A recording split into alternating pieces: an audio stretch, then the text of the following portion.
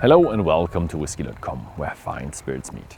And today I'm again in the Space side, and this here is the big still room of the Glendronach Distillery. The Glendronach Distillery is one of the older distilleries. It was founded in 1826 by James Allardyce, and it was sold a couple of times, grants, teachers, but it was then closed in 1996, and fortunately it was opened in 2002. Just in the recent past it was sold to Benriach, and after that it was sold to Brown-Forman, the American company, which still owns them today and runs them quite smoothly. Yeah, Benriach is a big company with many distilleries.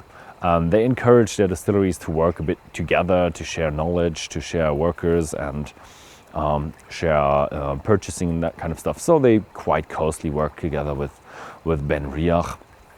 So yeah, this is a bit about the company. Let's focus on a bit about the ingredients. The first ingredients we can see right here: water. This is the Dronach burn, and it flies right below the Glendronach Distillery. But they only use this water for cooling, and the water they actually use comes from the hills, from the Balmundan. And the Balmundan is a water source or a reservoir that comes from a few more water sources. Very pure, very good, and that's what ends up in the whiskey. So now let's continue with the malt.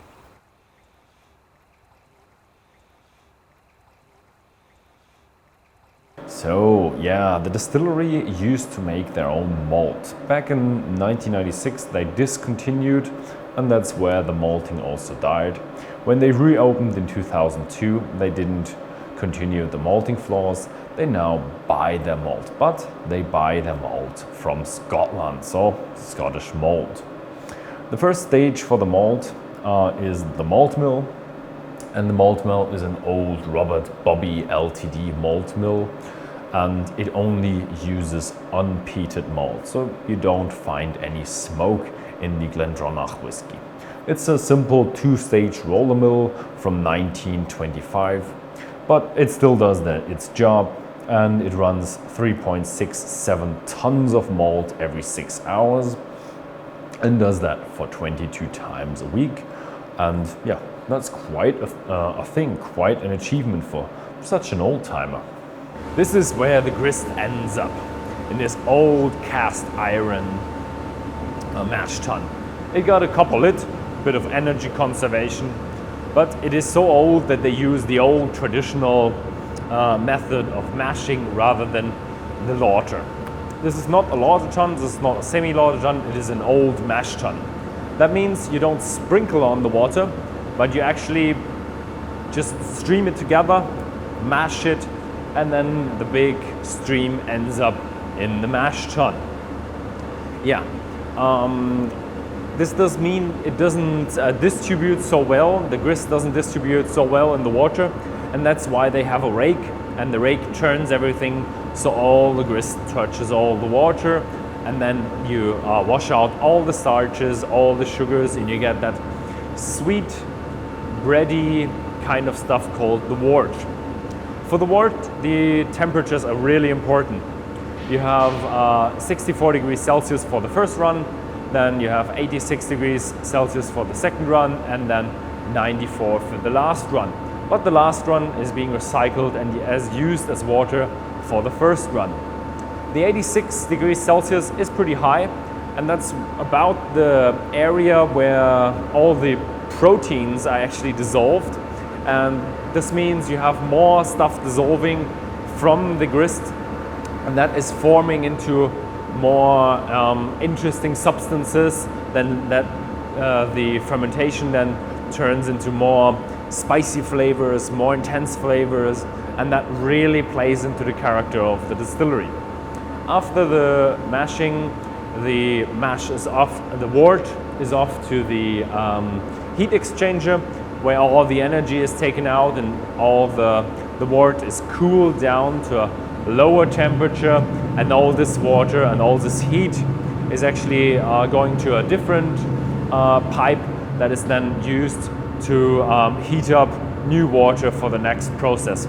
So this is really an economic friendly way of producing the wort for the fermentation. I'm here in the room with the wash bags. We have 9 wash bags, with each are being filled up to 18,000 liters of capacity. The wort is fermented with liquid yeast. Liquid yeast is better in consistency, quality, so this is why they changed to liquid yeast to just get the same process running every time, to have the Glendronach spirit up to a very high standard. And here we see again the heartbeat of the distillery. It takes 60 hours for the wash to ferment at a minimum. Some of them will take 66 hours or 72 hours. So everything is divisible by 6, and that is the heartbeat of the distillery. Yeah, in terms of the taste, the wash is very, very important. So the guys here look with their wooden fermenters and their long fermentation duration.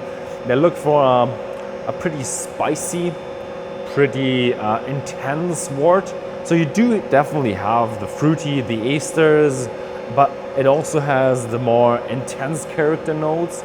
So more of that oomph that you have within the Glendronach brand. I'm at the center of the distillery. We have a beautiful view outside, and we have 4 very beautiful stills. 2 of the stills are wash stills, the other 2 stills are spirit stills. The wash still has a capacity of 9,000 liters, actually not the capacity, but they fill it up to 9,000 liters. And then the spirit still has 5,500 liters in it. And now we realize why we have a heartbeat of 6 hours, because every distillation process takes 6 hours. So yeah, 6 hours is quite long for wash still. And if we look at the shape of the wash still, we have it's wide, we have a reflux bowl, and this long duration all favors a good separation of alcohol. So the same thing is happening in the spirit still. That's what gives the Glendronach its mildness. But also at the very top we have a line arm that's falling. And that means everything that's condensing at the top is flowing into the condenser. And that means we have more of the heavy stuff condensating and flowing into the spirit. So there's also a good amount of spiciness, of intensity, of oomph inside the spirit. The 6 hours and the general shape give us intermediate low wines of 26% alcohol, which is a bit higher than usual. And the spirit still with 6 hours is also a bit slower than usual, and that means we have we can have a bigger hard cut, so it's 73 to 61% alcohol, which is a bit more, and that is really good. And yeah, in the end we do have a shell and tube condenser, but also something that takes away the energy and conserves it by giving it to another process water. So basically also here is the distillery looks at energy conservation and environmental friendliness. So I'm here in one of the dunnage warehouses where all the casks are being stored.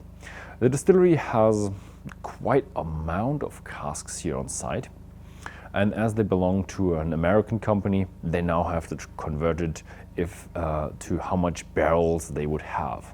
And if they would fill everything into barrels, they would have about 70,000 barrels. But if you look behind me, there are a lot of sherry casks. The distillery has about 85% sherry casks.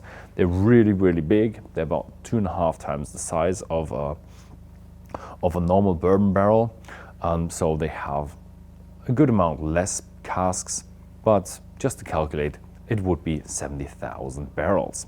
This means they would have about 7.5 million pure liters of pure alcohol, and this would mean they have about 11 million liters of alcohol stored here of whiskey stored here on site. Yeah, quite a big operation they run here, but demand is high. In terms of maturation, it is really cold here.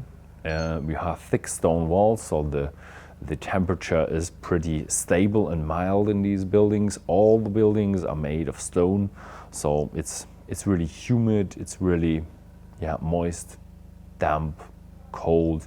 So this is the perfect way of storing a Scotch whiskey. It wants it cool and cool out through the year, and not much variation. Outside the temperatures vary. You have 20 degrees plus in Celsius and minus 10 degrees in the winter, with a bit of snow coming here and there. The 85% sherry casks give the distillery quite a distinct character. But there are differences between the sherry casks. You have the Oloroso and you have the PX. And the Glendronach distillery also has a good amount of PX casks. And the PX is really a very sweet character sherry, very fruity. And this fruitiness and sweetness is what comes out through a good amount of their bottlings. And this is really what we love about this distillery, that you have these PX casks in their storage. So this is about it from the tour through the distillery, and now I'm gonna have a few of their whiskies, talk with the distillery manager, and maybe get a few questions answered. So I'm sitting here with Alan McConaughey at Glendronach. You are 10 years now with Glendronach, and you have 45 years of experience. So thank you very much for having us here at the distillery. It's an absolute pleasure. So nice distillery you have here. It's just a gem with that huge glass window. I really do like it. So I've read the news, actually reported the news I think as well. You got Keeper of the Quaich. So how did that work out? Why and what's happening at the Keepers? The Keeper of the Quaich is it's a very traditional part of the industry, and they, thankfully for me, like to reward and acknowledge experience and previous works within the industry. So as you say, I've been involved in the industry for 45 years. I started my career at Whitehorse Bottling Plant in Glasgow in 1973 and started working in distilleries, actual distilleries, in 1984.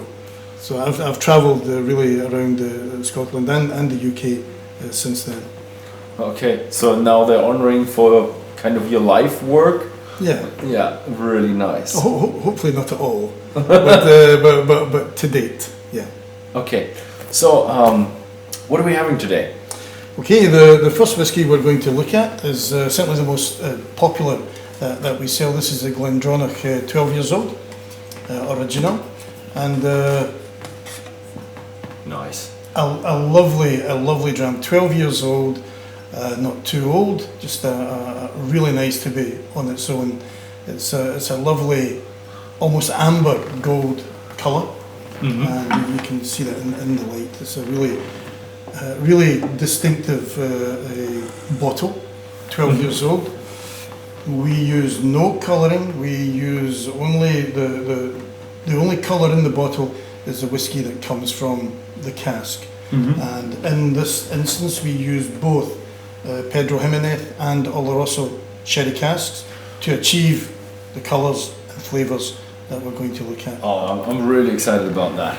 I'm really excited for the PX influence. Yes, it's still relatively unusual in the industry. Oloroso would be the main choice of cask. We like to use the two, just to give us slightly different characters and effective flavours, even just a little. The PX, is that hard to get? No, we use and we source the PX cask. We go to Spain direct. We don't use a third party. We deal with a sherry house, almost totally the same sherry house in Jerez in Spain, and that way we are confident in the quality and the amount of casks that we can access But you see this one. It's, we see in the industry it has long legs. It's a very nice long finish. So lovely colour, real dark gold, amber gold we say. I always tell people you shouldn't drink with your eyes, but you can't help it. You can't help But it. a lovely nose also. Very sweet, fruity nose, spicy character also. Oh yeah, that's a bit of a... It's definitely the dried fruits, definitely a raisin cake in there. Very much so. It's like we in the UK we say a Christmas cake. It's lots of winter fruits and so forth in the dram. But what is that spiciness? It's a bit of a nutmeg or cinnamon? Nutmeg's a good choice. Maybe for me some ginger. Ginger, yeah. Light spicy character. But it's like almost like ginger baked into something. Oh. There's as the nose rises, there's almost a vanilla character as well, almost reminiscent of a creamy character in there. Yeah, but it's in the background. Yes. You do get the dried fruit and the raisins, ginger, and then in the background you have that nice vanilla deep tone. Oh yeah, I love it. I love it. It's a very nice dram, yeah. Okay, Flanger. Slash.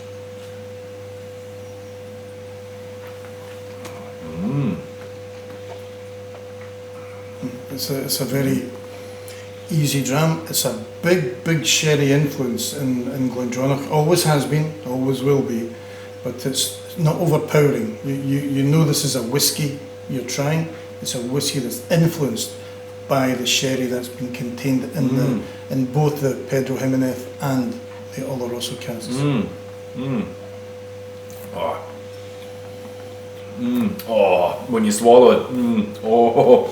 Well, even though it's only 12 years old, and remember in Scotch, 12 years is not old. It's 12 years. It's still a long finish, and you know, it fills the mouth. Wow, it's incredible. It's really light and sweet when you have it in your mouth, and then you swallow it, and you get these spices, ginger, nutmeg, cinnamon. It's very complex. A little bit of peppery notes, even. Again, spicy character. Yeah, it's winter fruits. It's autumn fruits. We I don't know if you have the same fruit in Germany. We say a bramble. Bramble. Yeah, I've heard about the bramble. Bramble. So this area we would associate with bramble growing and so forth, and it's like a real dark fruit, almost like a black currant, and that's a real strong character in here. Nice. Really. I like it. I had the 95, a few drams of it. That was awesome. Well, this is obviously a lot younger, but we are very proud of this one, very pleased with it. We feel it sits well in Glendronach, in the range that we have. It's a really nice introduction, and has all the Glendronach characters we would hope to find. Really. A nice dram. So the 15-year-old has been in the news for, it's back. You have the revival back. We love that. Was that because of the closure of the distillery in '96? Yes, totally. Okay. Distillery was closed from 1996 to 2002. And we just bad timing. But you can't sell what you can't have. You can, and yes, and that is a well-known saying in the industry. But it is back. We're delighted with what we have. So now that it's more than 15 years, but not 16 years in the past, will we have the same problem with the 18 then? Hopefully not. The 15-year-old is by age and price is a much bigger seller than the 18 years old. The 18 years old is it's a combination of older whiskies at the moment. which is good for you, and maybe less so for us. But what we hope to do is when the whiskey reverts back to 18 years old, we still hope to have the same big sherry influence and characters that you're seeing at the moment. It's 18 years old, one of my favourites, the 18 years old. It says everything to me about Glendronach, and I wouldn't like to see it going off the market like the 15-year-old. Yeah. But the 15-year-old is back. We're delighted. We're delighted how it tastes and looks. And I always say you shouldn't look at the whiskey, but we're delighted how it works. Again, we use a combination of Oloroso and Pedro Jimenez sherry casks to achieve the flavours, characters, and colours that we like. Oh yeah, not chill filtered, natural colour. Non-chill filtered, natural colour. And if you speak to me for 2 hours, I will mention that very often. But, it's something we're very careful of, something we're very proud of. We don't add anything to our whiskey, we don't take anything out. And we feel that's very important to maintain the Glendronach character and flavour. So is it similar to the 12-year-old, or is it only 3 years, or do we have some more Oloroso or more PX influence? I think it's important for me. I'll just pour this. I can see you longing to taste it. For me, it's important that the 15-year-old isn't just an older version of the 12-year-old. The 18-year-old isn't just they have their own characters, their own identities, slightly different colour to the whiskey, the 12-year-old, as you can see, but darker and so forth, which would indicate maybe a slightly higher percentage of Oloroso. A real strong fruity character, strong sherry influence, but also has the spice that you would expect. And when we get to this age, we're talking about dark chocolate and real winter flavours. The only thing we're missing is a log fire, and really that would be the perfect accompaniment. Oh yeah, it's definitely a drum when it's snowy outside and. Very good for Scotland. Yeah, it's very good whiskey to drink in Scotland. Usually it's raining or snowing. When it's rainy outside, yeah. Today the weather's not that nice, but it's holding up. I mean, this is now it's 46% alcohol as against the 43 of the 12-year-old. So even though it's that little bit stronger, the nose is easy to nose. So sometimes if you're nosing whiskey, you really need a little water to open the flavours up. But I feel this achieves it. It's relatively smooth and easy on the nose. It's similar, but a bit. It's more intense. Intense, but also a little bit fresher, like apricots and not that dried plums. But apricots is a very good. That's a very good phrase. That's a fruit that we associate with some of our Glendronachs, and certainly the 15-year-old. I would say that's a good choice of fruits. Yeah, apricot. But there's also, again, if you go deeper in with your nose, then you realize the spices, nutmeg, ginger. There's also, for me, there's a strong citrus, maybe not quite orange, but a strong citrus character in there also in the nose. Yeah, combines with the freshness. So, you realize with the freshness, and when you think about it, then you realize, orange. It's really nice. Yeah, we're really pleased with the 15-year-old, and Rachel, our master blender, been working hard to make sure. I mean, when we make whiskey, we don't always want to make it better. Okay. We want to make it the same. We want it to be similar to what we have. People like to know what they're buying and drinking, so I had to work very hard to achieve that, and I feel we've done a really good job on that one. I can't wait to taste this. Oh yeah. I don't always drink whiskey at lunchtime, but this is just for you. Splendid.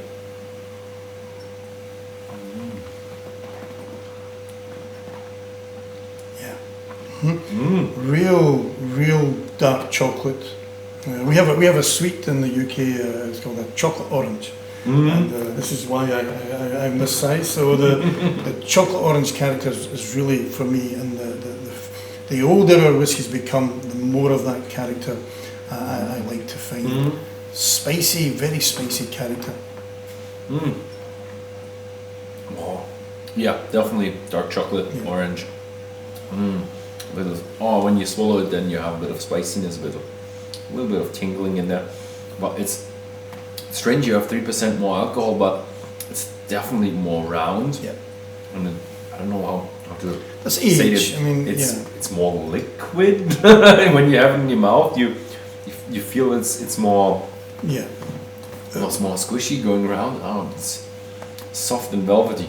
I know exactly what you mean, and that's a very good. I'll remember that. That's a very good, more liquidy. That's a good phrase.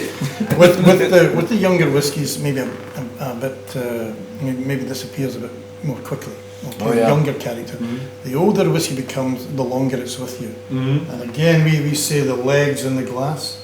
You know, long legs. We like to see a nice oily character in there as well. And a real, it's zest, citrus. I say citrus. Citrus character on the tongue, and a nice long finish as well. For the citrus character, usually it's going more lemon. This is definitely more.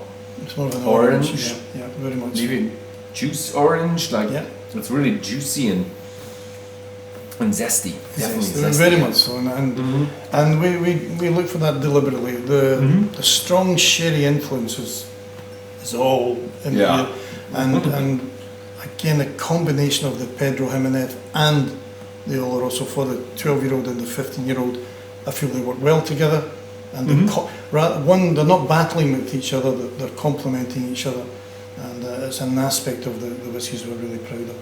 Oh yeah, that's really. I love that.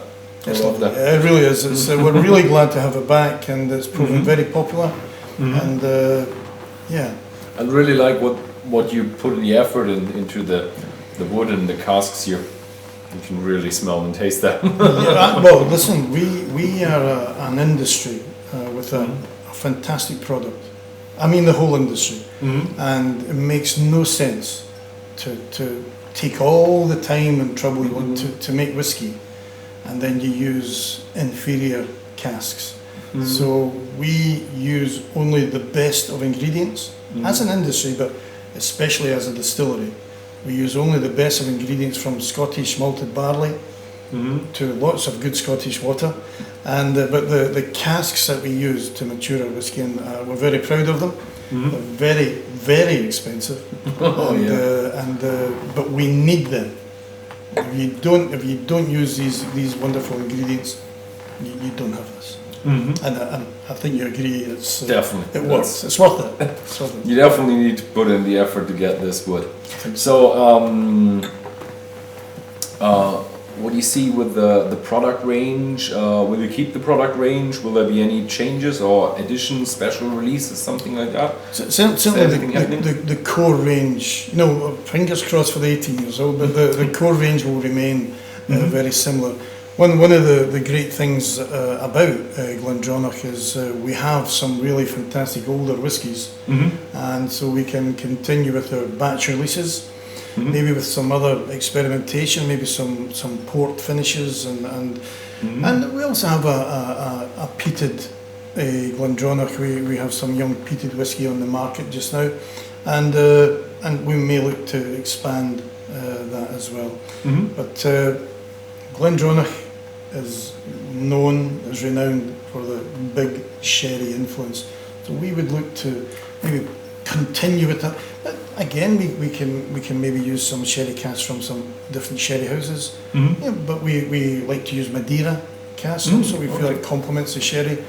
The port finishes I'm really pleased with. I think that's port and Glendronach go very well together. So it'll be just continued experimentation and work and to make sure we can introduce. So you keep the standard range and do some experiments, some cool bottlings. Cool bottlings. In my age, cool is still a good word. Yeah. So, okay, so nice. Allardyce. Allardyce, this is 18 years old. We were just discussing, and one of my favourites. I have to say. So that's named after James Allardyce, the founder of the distillery and first owner of the distillery. Yeah. And again, we like to have something different. Okay, we don't want this to just be an older version of the 15-year-old.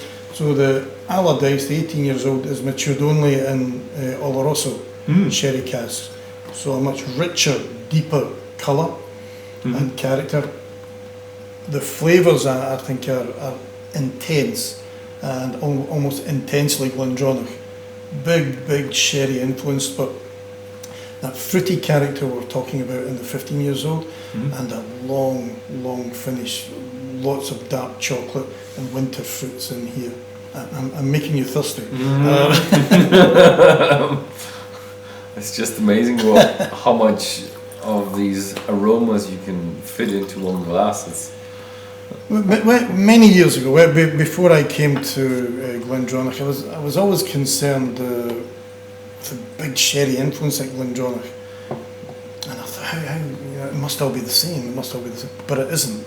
Even the three samples that we're trying today, although a strong sherry influence and strong sherry character, very different flavours and characters in the whiskey.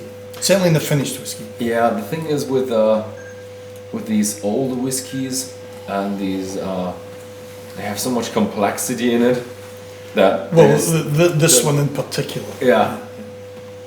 So you can even if you have the same bottle, you can always find something new, and you can just different moods and different places, different temperatures.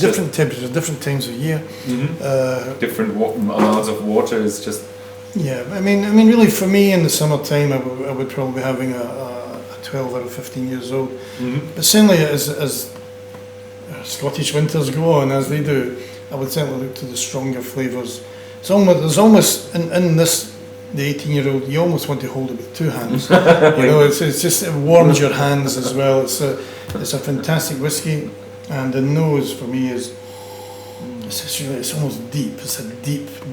It's fruity, sherry character. There's again a slightly almost dark chocolatey, velvety nose. It's much more velvety and much darker and chocolate and raisins. Even in the nose. But it's definitely less sludgy.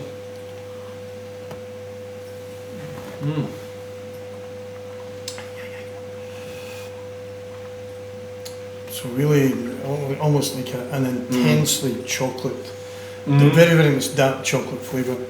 Zesty again with almost a fruity backdrop and a long finish. With the nose, you have less fresh fruit, less of these apricots, more of the dried plums, and definitely in the taste. But raisins also, but it's a real deep character. More cacao. Really nice. And how much ABV do we have? It's 46. Oh, cool. Still, we feel, especially with our older whiskies, that the 46 is a good number. It's a number that allows you to still be challenged by the drink. It's not too easy to drink. Yeah. You still know you're having a whiskey. Yeah. But it's almost relaxing, and compared to say the younger 12-year-olds and so forth. Yeah, 46 is kind of, you're not burning yourself, but it's not a. But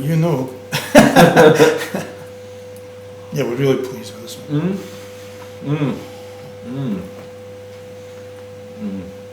Oh yeah. It's actually a. There's almost so much going on at the finish. It's difficult to describe. It's very complex. A lot going on.